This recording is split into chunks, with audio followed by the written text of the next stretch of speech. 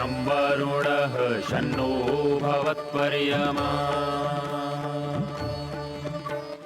शन्न इन्द्रो बृहस्पतिः शन्नो विष्णुरुक्रमः ॐ शान्ति शान्ति शान्तिः।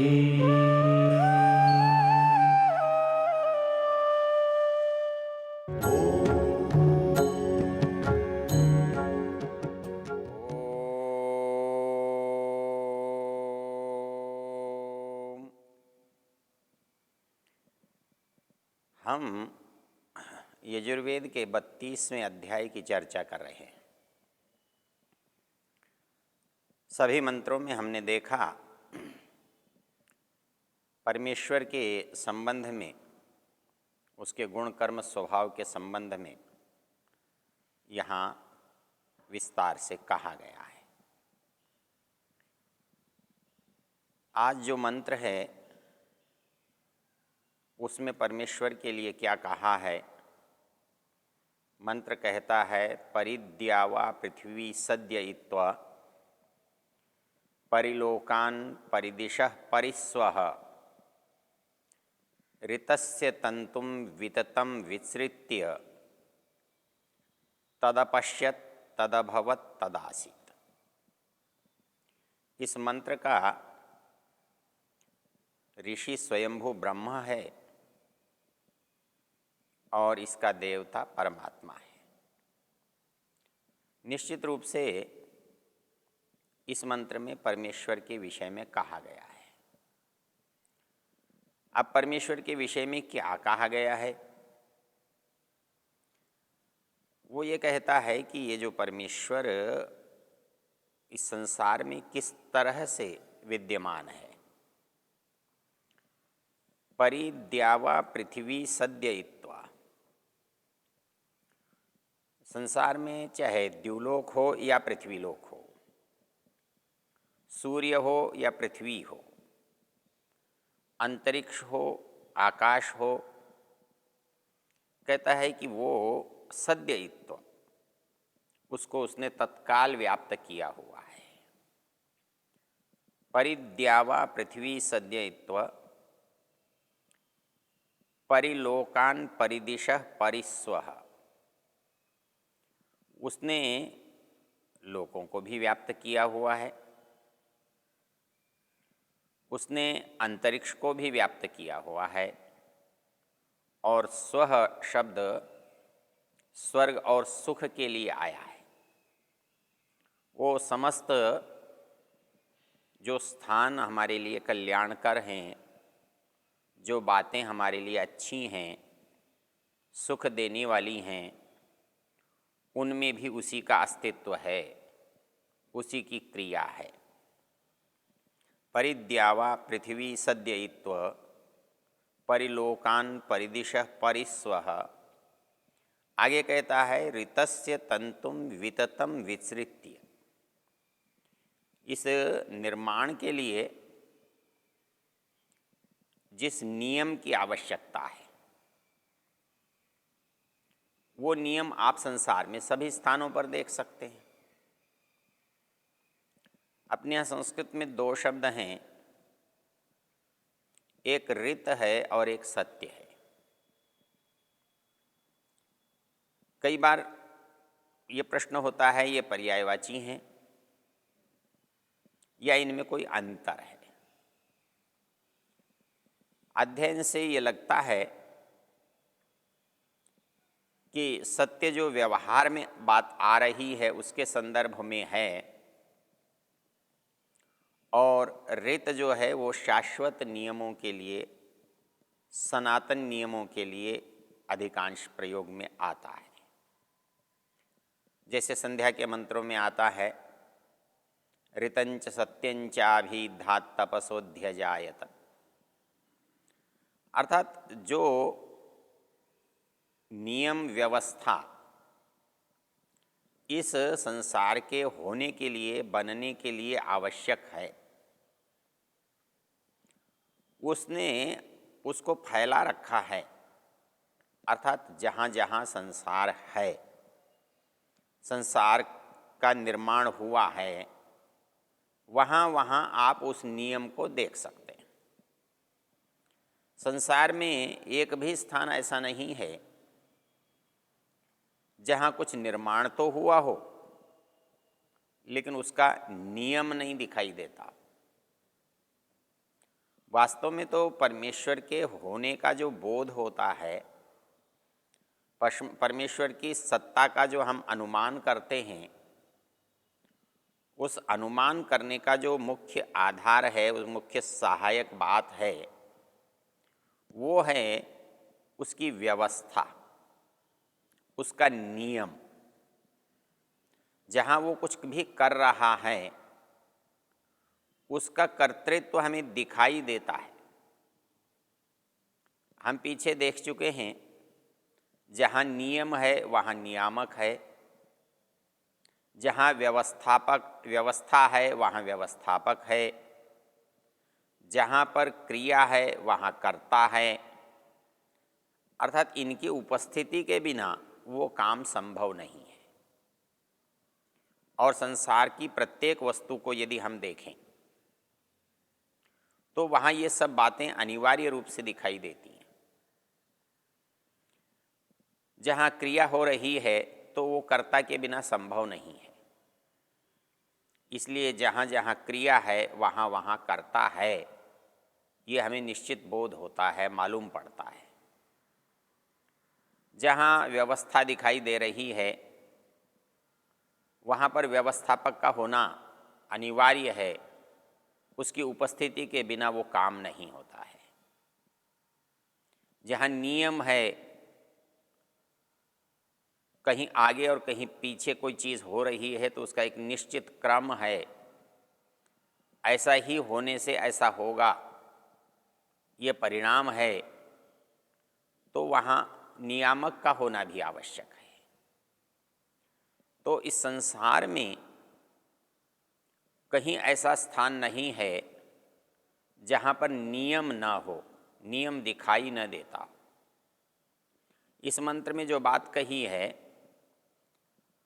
कि वो द्युलोक में और पृथ्वीलोक में भी है, अर्थात आप द्युलोक में भी नियम को देख सकते हैं, पृथ्वीलोक में भी नियम को देख सकते हैं। सामान्य रूप से नियम, व्यवस्था, ये सब व्यक्ति में, समाज में हम देखते हैं, किंतु हमारी नियम व्यवस्था क्यों कमज़ोर होती है? उस व्यवस्था में हम समुपस्थित नहीं रहते, नहीं रह पाते। हम नियम बना के, नियम बता के चले जाते हैं, और जिन लोगों को उस नियम का पालन करना होता है वो आलस्य से, प्रमाद से, असावधानी से, लापरवाही से, अनिच्छा से, विरोध से वो उस नियम को तोड़ सकते हैं।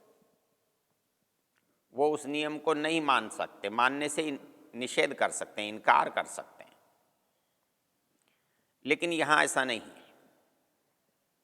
यहाँ उसके नियम को चेतन भी इनकार नहीं कर सकता है और यहाँ उसके नियम को जड़ भी इनकार नहीं कर सकता है।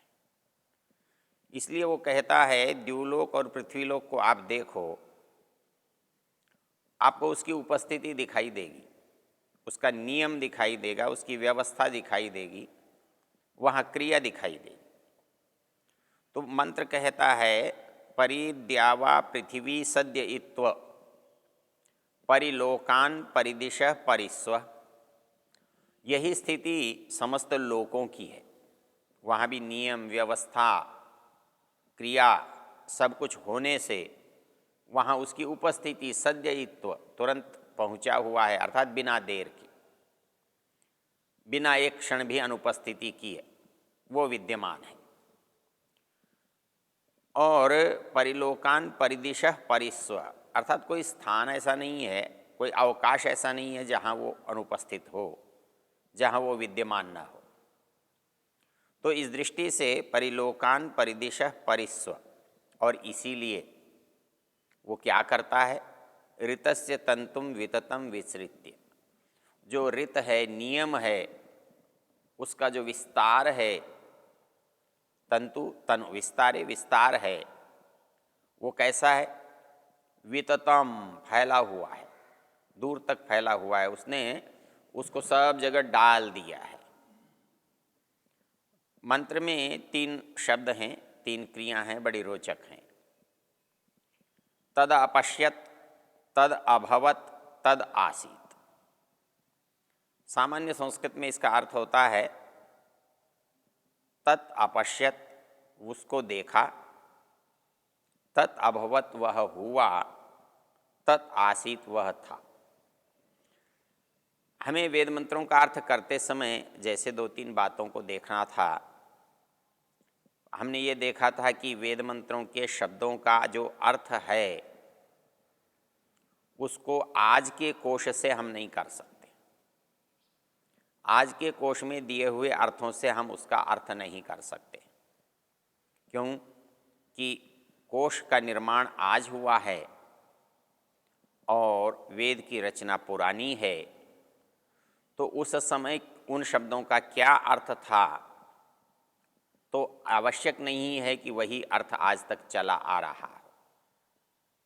तो इस दृष्टि से हमने देखा था कि वेद मंत्रों का अर्थ करने के लिए हमें वेद में इन शब्दों का जहाँ जहाँ उपयोग आया है उन संदर्भों को भी देखना चाहिए।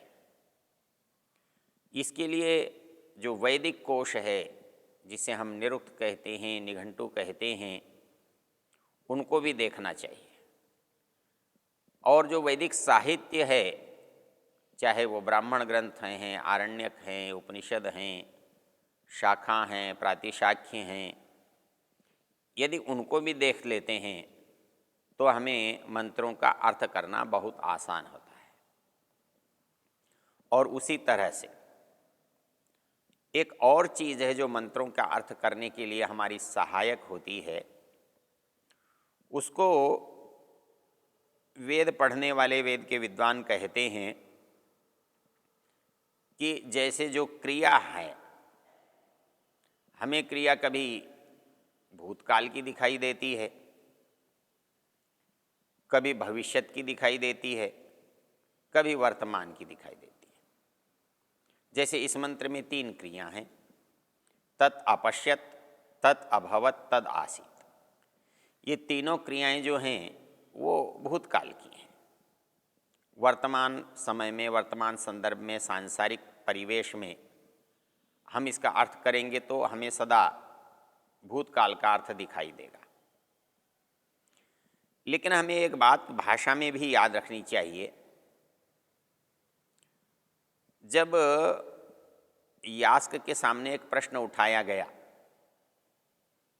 कि भाई वेद का मंत्र अर्थ करने में तो बड़ी परेशानी है, क्योंकि वहाँ तो क्रम भी चाहिए, बिना क्रम के शब्द रखे नहीं होते। यदि क्रम बदल दोगे तो वेद बदल जाएगा, अर्थ बदल जाएगा, वेद ही नहीं रहेगा। और वेद के उन शब्दों का जहाँ आवश्यकता नहीं है प्रयोग देखते हैं,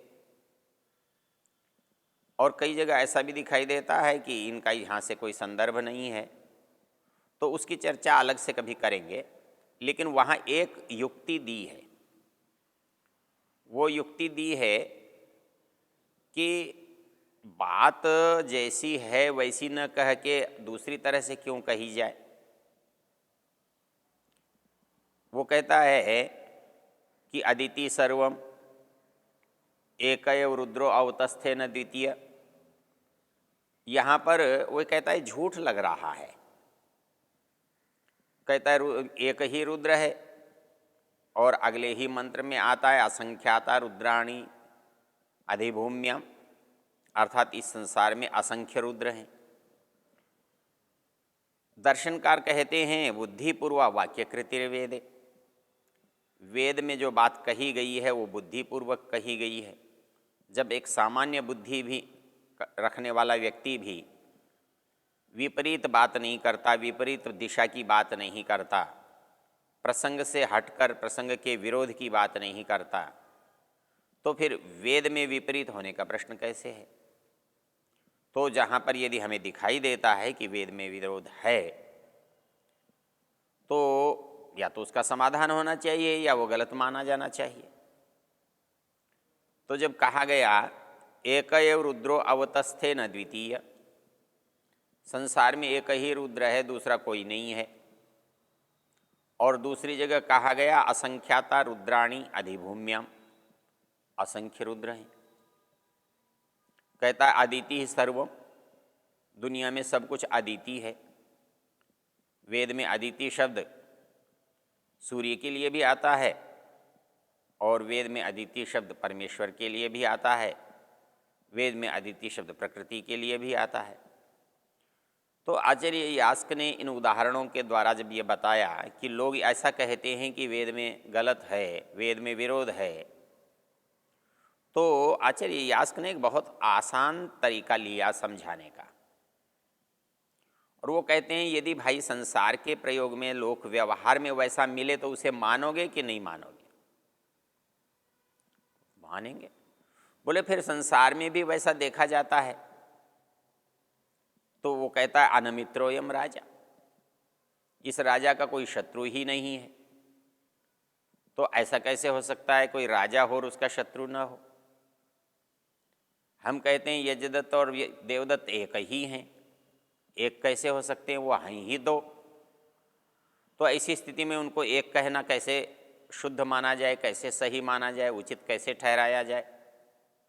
लेकिन लोक में हमें ऐसा तो नहीं लगता, लोक में तो हमें ठीक लगता है। हमने कब कहा कि तुम गलत बोल रहे हो कि यजदत्त अलग है, देवदत्त अलग है? बल्कि ऐसा नहीं है, हम कहते हैं हाँ ये ठीक कह रहे हैं, तब हमें उसका समाधान निकालना पड़ता है, खोजना पड़ता है। तो वैसे ही वेद के साथ भी हम देखते हैं, यदि वेद में वो बात हमको गलत लगती है तो संसार में भी गलत लगनी चाहिए, किंतु संसार में वो बात गलत नहीं लगती। वहाँ कहता है कि आप कहते हो अदिति सब कुछ है, अरे बोले संसार में भी तो कहते हो पानी में सब कुछ है, सर्वरसा अनुप्राप्ता पानीयम, सारे के सारे रस ये एक पानी में आ जाते हैं, तो सब पानी में आते हैं, यहाँ तो हमें गलत नहीं लगता, जबकि रस तो अलग अलग हैं। लेकिन हमको जब प्रयोग नहीं आता या कम आता है तब वो चीज़ कई बार हमें गलत लगती है। इसलिए वेद का अर्थ करते हुए हमें इस बात का विशेष चिंतन करना चाहिए, ध्यान करना चाहिए कि जो वेद के शब्द हमें गलत दिखाई देते हैं या लगते हैं वो वास्तव में गलत नहीं होते, हो भी नहीं सकते। हमें थोड़ा समझने का प्रयत्न करना चाहिए।